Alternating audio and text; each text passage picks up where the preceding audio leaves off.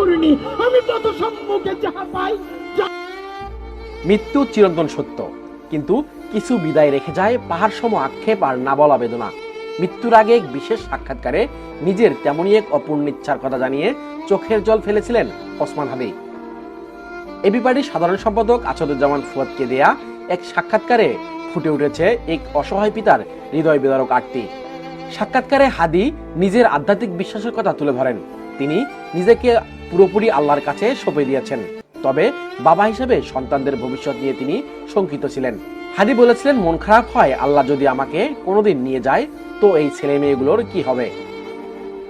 সবচেয়ে হৃদয় স্পর্শী ছিল তার নবজাতক সন্তানকে নিয়ে মন্তব্যটি।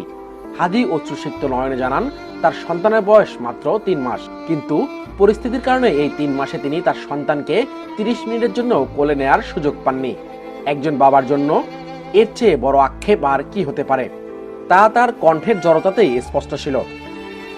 বিদায় বেলায় মানুষ তার প্রিয়জনের কাছে শেষ কিছু আমানত রেখে যায়। হাদিও চেয়েছিলেন তার ভাইয়ের কাছে একটি অনুরোধ করতে। তিনি বলেছিলেন, আমার প্রথম মনে হইল আমি আমার ভাইয়াকে বলি, ভাইয়া, আল্লাহ যদি আমাকে নিয়ে যায় আমার বাচ্চাটার দিকে একটু খেয়াল রাখেন। কিন্তু এই কথাটা আমি আর বলতে পারি নাই। এই কথাটি বলার পরপরই ওসমান হাদি কান্নায় ভেঙে পড়েন। তার সেই নীরব হাহাকার আর না বলা অনুরোধটি এখন কেবলই স্মৃতি। আজ তিনি নেই, কিন্তু সেই আকুতি সামাজিক যোগাযোগ মাধ্যমে অসংখ্য মানুষকে আবেগপ্রুত করছে।